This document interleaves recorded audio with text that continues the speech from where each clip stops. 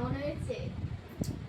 শাকটা নুন কম দিয়েছে, নাহলে বাকি সব ঠিক আছে। তাহলে ঝোলটা তো নিশ্চয়ই ভালো হয়েছে। দেখি ঝোলটা ঝাল হয়ে গেছে বেশি, বাকি সব ঠিক আছে। বাকি ডালটা দেখো তো এবার, দেখি ডালটা তো পাক্কা ভালো হয়েছে। ডালটায় মশলা একটু কম দিয়েছে, বাকি সব ঠিক আছে। এবার এই আচারটা খেয়ে দেখো তো।